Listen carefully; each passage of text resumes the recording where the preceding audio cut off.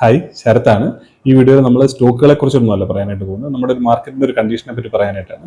ഇന്നിപ്പം ജൂൺ 15 ഈ വീഡിയോ ചെയ്യുന്നത്. ഇപ്പോൾ ഇറാന്റെ US വാറിന്റെ കാര്യത്തിൽ ഏകദേശം ഒരു തീരുമാനമായിട്ടുണ്ട്. ഇപ്പോൾ ട്രംപിന്റെ കാര്യമാണ്, അതുകൊണ്ട് നമുക്ക് പറയാൻ പറ്റില്ല നാളെ ഇനി എന്താ വേറെ എന്തെങ്കിലും കാര്യങ്ങൾ സംഭവിക്കും എന്നുള്ള കാര്യം. പക്ഷെ എന്നാൽ പോലും ഇപ്പോഴത്തെ ഒരു കണ്ടീഷനിൽ ഏകദേശം വാറ് കാര്യങ്ങളൊക്കെ എൻഡ് ചെയ്തൊരു അവസ്ഥയിലാണ് നിൽക്കുന്നത്. അപ്പോൾ അങ്ങനെ നിൽക്കുന്ന സമയത്ത് നമുക്ക് നമ്മുടെ മാർക്കറ്റിന്റെ കണ്ടീഷൻസ് കാര്യങ്ങൾ നോക്കേണ്ടതായിട്ടുണ്ട്. നമ്മുടെ മാർക്കറ്റ് നോക്കിയാൽ കഴിഞ്ഞ ഒരു 2 വർഷത്തിൽ വലിയ റിട്ടേൺസ് കാര്യങ്ങളൊന്നും തന്നിട്ടില്ല. അത്യാവശ്യം സൈഡ് വൈസ് ആയിട്ട് തന്നെയാണ് മാർക്കറ്റ് നിന്നുകൊണ്ടിരിക്കുന്നത്. അതുകൊണ്ട് തന്നെ നമ്മുടെ നിഫ്റ്റിയുടെ റേഷ്യോ കാര്യങ്ങൾ വാല്യൂഷൻസ് ഒക്കെ എടുത്ത് നോക്കിയാൽ നല്ല രീതിയിൽ വാല്യൂഷൻസ് ഒക്കെ താഴേക്ക് വന്നായിട്ട് അറിയാം.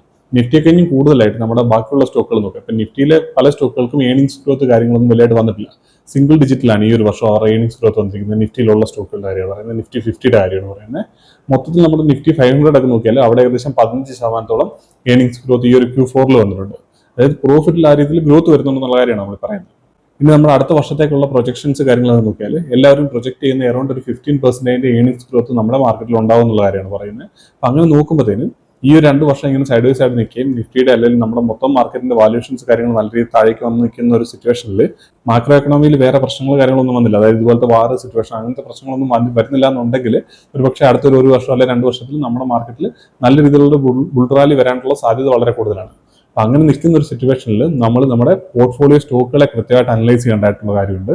കാരണം എന്താണെന്ന് വെച്ചാൽ നമ്മളിപ്പോൾ 2020 കോവിഡിന് ശേഷം ഇങ്ങോട്ട് നോക്കിക്കഴിഞ്ഞാൽ നല്ലൊരു ബുൾ റാലി വരികയും ആ ബുൾ റാലി എന്ന് വെച്ചാൽ 2 റാലി ആയിട്ട് ഏകദേശം കോവിഡിന് 2020, 21, 22 ആ ഒരു സമയം 22 സൈഡ് വേസ് ആയതിനു ശേഷം നല്ലൊരു ബുൾ മാർക്കറ്റ് കിട്ടിയിട്ടുണ്ട്. അപ്പോൾ ഈ ഒരു 2 ബുൾ മാർക്കറ്റിലായിട്ട് അത്യാവശ്യം നമ്മുടെ സ്റ്റോക്കുകളൊക്കെ നല്ല രീതിയിൽ മൂവ്മെന്റ് കാര്യങ്ങളൊക്കെ വന്നിട്ടുണ്ടായിരുന്നു. പക്ഷെ ആ ഒരു രീതിയിലുള്ള ഗ്രോത്ത് നമുക്ക് എല്ലാ കാലത്തും എല്ലാ ബുൾ റണ്ണിലും നമുക്ക് ആ ഒരു രീതിയിലുള്ള ഗ്രോത്ത് നമുക്ക് ആൻറ്റിസിപ്പേറ്റ് ചെയ്യാനായിട്ട് പറ്റില്ല.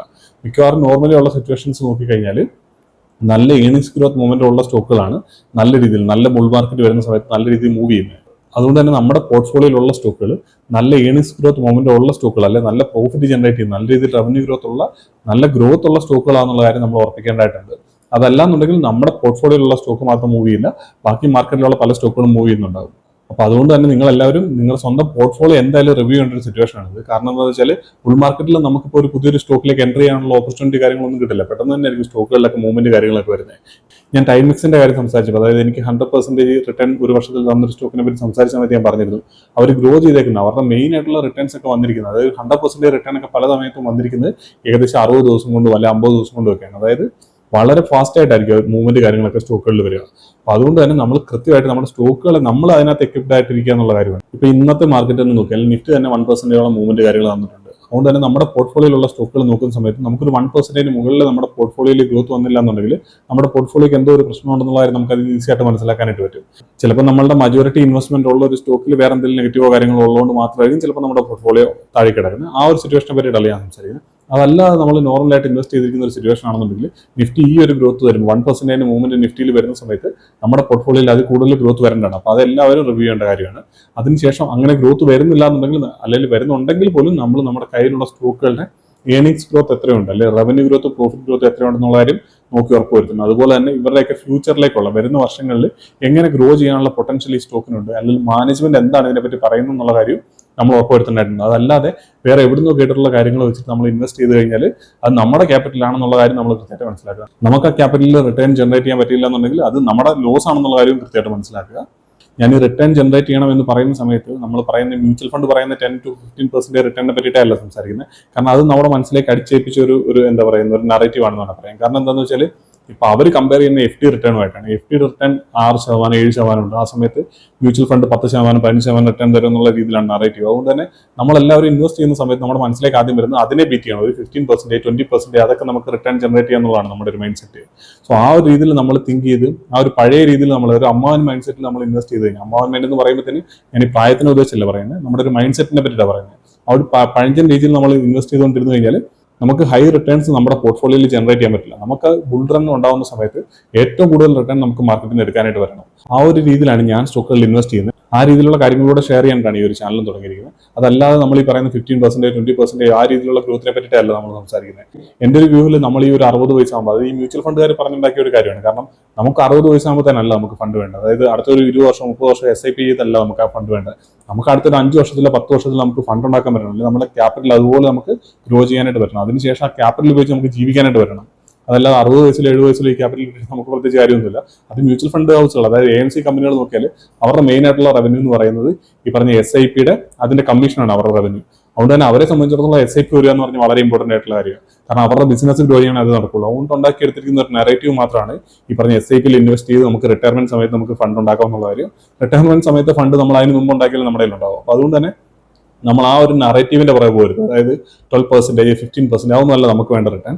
നമുക്ക് ഗ്രോത്ത് ബുൾ മാർക്കറ്റ് വരുന്ന സമയത്ത് നമുക്ക് എക്സ്ട്രീം ആയിട്ട് ഗ്രോത്തിൽ ഇൻവെസ്റ്റ് ചെയ്ത് നമുക്ക് അതിനുള്ള റിട്ടേൺ ജനറേറ്റ് ചെയ്യാൻ പറ്റണം. ഈ AMC കമ്പനികളെ സംബന്ധിച്ചിടത്തോളം അവർക്ക് സേഫ് ആയിട്ടുള്ള ഒരു സോണാണ്. കാരണം ഞാൻ നേരത്തെ പറഞ്ഞിട്ടുണ്ട്, ഈ 10%, 15% എന്ന് പറഞ്ഞാൽ നമ്മുടെ മാർക്കറ്റിലുള്ള മിക്കവാറും എല്ലാ മ്യൂച്വൽ ഫണ്ടുകളുടെയും ഒരു റേറ്റ് എന്ന് പറയുന്നതാണ്. ഇപ്പോൾ ലാർജ് ക്യാപ് ഫണ്ടുകളാണെങ്കിൽ 10, 12, 15 അതിന് താഴെ എന്തായാലും ഉണ്ടാവും. സ്മോൾ ക്യാപ്പും അല്ലെങ്കിൽ മിഡ് ക്യാപ് ഫണ്ടുകളാണെന്നുണ്ടെങ്കിൽ ചിലപ്പോൾ ഒരു പക്ഷേ 15, 20 ഇടയ്ക്കൊക്കെ ഉണ്ടാവും. ആ രീതിയിലാണ് ഈ മ്യൂച്വൽ ഫണ്ടുകളുടെ ഗ്രോത്ത് കാര്യങ്ങൾ വരുന്നത്. പക്ഷെ നമുക്ക് ആ ഗ്രോത്ത് കിട്ടിയാൽ പോരാ. കാരണം 15, 20 ആ ഒരു പെർസെൻറ്റേജിൽ ഗ്രോത്ത് വരാനാണ് നമ്മൾ ഇത്ര റിസ്ക് എടുത്ത് ഈ മാർക്കറ്റിലേക്ക് വരിക. അല്ലെങ്കിൽ നമ്മൾ ഈ ഒരു ബെയർ മാർക്കറ്റ് പോലത്തുള്ള സിറ്റുവേഷനിൽ നമ്മളിതിനെ നമ്മുടെ സ്റ്റോക്ക് നമ്മുടെ ക്യാപിറ്റൽ നമ്മൾ അതിനകത്ത് ഇൻവെസ്റ്റ് ചെയ്ത് ആ സ്റ്റോക്കിനകത്ത് ഡൗൺ ആകുന്ന സമയത്തുള്ള വോളറ്റിലിറ്റി കാര്യങ്ങൾ നമ്മൾ എടുക്കുക. അല്ലെങ്കിൽ അതിന്റെ നമ്മുടെ തന്നെ ഫണ്ടാണല്ലോ കിടക്കുന്നത്. അപ്പോൾ അതിൻ്റെ ആയിട്ടുള്ള പ്രഷർ കാര്യങ്ങളെല്ലാം നമ്മൾ എടുത്തു കഴിഞ്ഞാൽ, പക്ഷെ നമുക്കല്ലാത്ത സമയങ്ങളിൽ നല്ല ബുൾ മാർക്കറ്റ് വരുമ്പോൾ ഈ ഒരു റിട്ടേൺ ഒന്നും കിട്ടിയാലേ എന്തായാലും പോരാ നമുക്ക്. അതുകൊണ്ട് തന്നെ നമ്മൾ ഹൈ ഗ്രോത്ത് ഉള്ള സ്റ്റോക്കുകൾ കൃത്യമായിട്ട് ഫൈൻഡ് ചെയ്യാൻ ശ്രമിക്കുക. അല്ലാതെ ഈ പറഞ്ഞ പോലെ എന്താ PE റേഷ്യോ താഴെ കിടക്കുന്ന സ്റ്റോക്കുകൾ, കുറഞ്ഞ PE-യിലുള്ള സ്റ്റോക്കുകൾ, അതല്ലെങ്കിൽ ഒരു 50%, 40%, 30% താഴെ കിടക്കുന്ന സ്റ്റോക്കുകൾ, ഈ രീതിയിലുള്ള മൈൻഡ് സെറ്റിൽ അത് പഴയ മൈൻഡ് സെറ്റാണ്. ആ ഒരു രീതിയിൽ നമ്മൾ ഇൻവെസ്റ്റ് ചെയ്താൽ നമുക്ക് നല്ല ഗ്രോത്ത് ഉള്ള സ്റ്റോക്ക് ഒരിക്കലും കിട്ടില്ല. അത് നമ്മൾ കൃത്യമായിട്ട് മനസ്സിലാക്കേണ്ട ഒരു കാര്യമാണ്. നല്ല ഗ്രോത്ത് ഉള്ള സ്റ്റോക്കുകൾ ഫൈൻഡ് ചെയ്യുക, ഇൻവെസ്റ്റ് ചെയ്യുക. അങ്ങനത്തെ സ്റ്റോക്കുകളെ ഫൈൻഡ് ചെയ്യാനായിട്ട് നമ്മൾ കുറച്ച് കഷ്ടപ്പെടേണ്ടതായിട്ട് വരും. അതുപോലെ തന്നെ ആ സ്റ്റോക്കുകളെ ഫൈൻഡ് ചെയ്താലും നമ്മൾ അതിനെ കൃത്യമായിട്ട് ട്രാക്ക് ചെയ്യേണ്ടി വരും. ഇതൊക്കെ നമുക്ക് കുറച്ച് മെനക്കേടുള്ള കാര്യമാണ്. കാരണം നമ്മൾ അതിന്റെ പുറകിൽ നമ്മൾ ഇരിക്കേണ്ടതായിട്ട് വരും. അപ്പോൾ അത്രയും നമ്മൾ എഫർട്ട് എടുത്തില്ല എന്നുണ്ടെങ്കിൽ ബാക്കി മാർക്കറ്റ് എല്ലാവർക്കും കിട്ടുന്ന ഒരു റിട്ടേൺ എന്താണോ ആ രീതിയിലുള്ള റിട്ടേൺ തന്നെ നമുക്കും വരുള്ളൂ. അതല്ല അതിന് മുകളിൽ നമുക്ക് അവരെല്ലാം ഔട്ട് പെർഫോം ചെയ്ത് അല്ലെങ്കിൽ മാർക്കറ്റിനെ ഔട്ട് പെർഫോം ചെയ്ത് നമുക്ക് അതിന് മുകളിൽ പെർഫോം ചെയ്യണമെന്നുണ്ടെങ്കിൽ നമ്മൾ അതിനകത്ത് കൂടുതൽ എഫർട്ട് ഇടേണ്ടതായിട്ട് എന്തായാലും വരും. അപ്പോൾ എല്ലാവരും സ്വന്തം പോർട്ട്ഫോളിയോയിലുള്ള സ്റ്റോക്കുകളെ കൃത്യമായിട്ട് അനലൈസ് എന്തായാലും ചെയ്യണം ഈ ഒരു സമയത്ത്. അവരുടെ ഗ്രോത്ത് റേറ്റ് എങ്കിലും നമ്മൾ മിനിമം നോക്കേണ്ടതായിട്ടുണ്ട്. അതുപോലെ തന്നെ അടുത്ത വർഷങ്ങളിലേക്കുള്ള മാനേജ്മെന്റിന്റെ ഗൈഡൻസ് അല്ലെങ്കിൽ സ്റ്റോക്കിന്റെ പെർഫോമൻസ് നമ്മൾ എന്താണ് നമ്മൾ എക്സ്പെക്ട് ചെയ്യുന്നുള്ള കാര്യങ്ങൾ നമ്മൾ മനസ്സിലാക്കി വെക്കേണ്ടതായിട്ടുണ്ട്. ഇത്തരം കാര്യങ്ങളാണ് ഈ ഒരു വീഡിയോയിൽ പറയാനായിട്ടുള്ളത്. പിന്നെ ഇനിയിപ്പോൾ നമുക്ക് കുറച്ച് പുതിയ കമ്പനികളെ കൂടി ഡിസ്കസ് ചെയ്യാനായിട്ടുണ്ട്. അതുപോലെ തന്നെ നമ്മൾ സ്ഥിരമായിട്ട് ചെയ്യുന്ന കുറച്ച് കമ്പനികളുടെ Q4 റിസൾട്ടിന്റെ വീഡിയോ കൂടെ ചെയ്യാനായിട്ടുണ്ട്. സോ അതെല്ലാം നമുക്ക് ഈ വരുന്ന ഒരു 10-15 ദിവസത്തിനുള്ളിൽ തന്നെ ചെയ്യാം.